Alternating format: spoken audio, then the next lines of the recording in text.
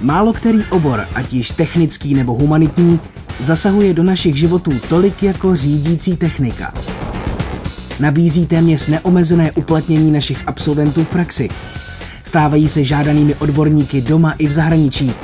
Najdete je v průmyslu, bankovnictví, železniční, letecké a automobilové dopravě,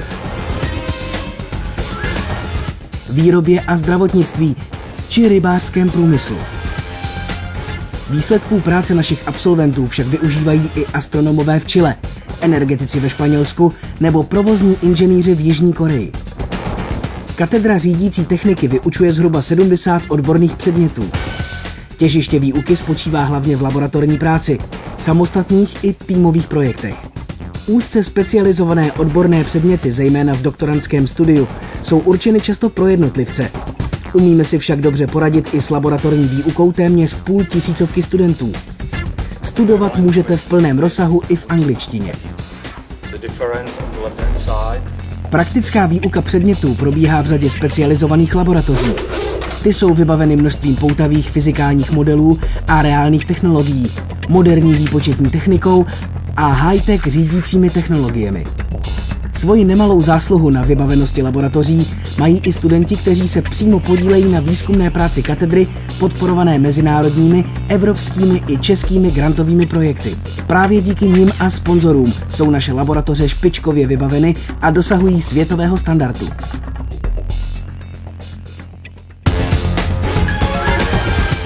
Máte při pohledu na automatizované výrobní linky, kosmické technologie či obyčejné hračky pocit, že tyto technologie vymýšlejí tajemní géniové?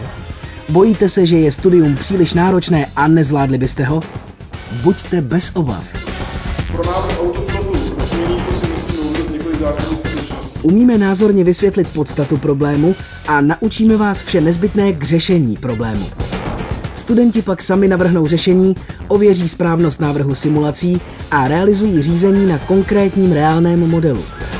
Na dobře osvojených znalostech se pak staví zejména při analýze a návrhu řídících systémů pro reálné a průmyslové aplikace. V oblasti letecké techniky spolupracujeme se špičkami v oboru. Podíleli jsme se na optimalizaci konstrukce křídla největšího letounu světa Airbus A380. Naši studenti se podílí na vývoji řídící jednotky malého proudového motoru a bezpilotních létajících prostředků, jako je například bezpilotní vrtulník se spalovacím motorem, které jsou využívány ve výuce. Díky ČSA se mohou seznámit se simulátorem dopravního letounu Boeing 737. V oblasti automobilové techniky se naši studenti zabývají návrhy elektronických řídících jednotek pro automobilový průmysl, pracují na prototypu lineárního spalovacího motoru převádějícího efektivně energii paliva na energii elektrickou nebo vyvíjí elektromechanickou jednotku pro aktivní tlumení vozů. V oblasti železniční přepravy katedra řídící techniky pracuje na náročném projektu vytvoření jednotného evropského vlakového zabezpečovacího systému a přenosu informací mezi jízdní cestou a vozidlem. Tak by bylo umožněno volné nasazení vozidel a tím zjednodušen přeshraniční železniční provoz v Evropě. Na katedře jsme navrhli a realizovali síťovou a transportní vrstvu protokolu TCN, umožňujícího spojovat lokomotivy a vagony různých výrobců do vlakových souprav.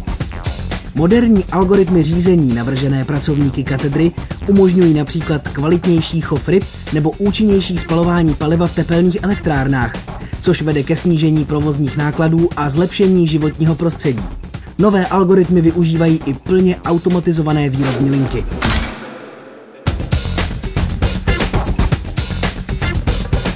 Může ochrnutý člověk chodit?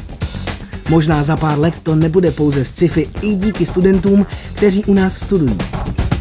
Katedra totiž mimo jiné dodává numerické algoritmy pro specialisty v Centru pro rehabilitační inženýrství ve skotském Glasgow, kteří je využívají pro návrh regulátorů pro elektrickou stimulaci ochrnutých lidí.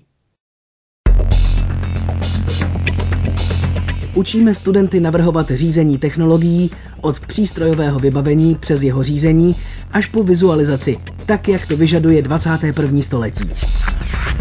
Důsledně postupujeme od jednoduchých regulačních úloh přes obtížnější až po složité technologie. Rozšiřováním nabídky laboratorních úloh s možností vzdáleného řízení přes internet podporujeme distanční formu vzdělávání. Studenti tak mohou pohodlně navrhovat řízení doma a řídit modely na dálku.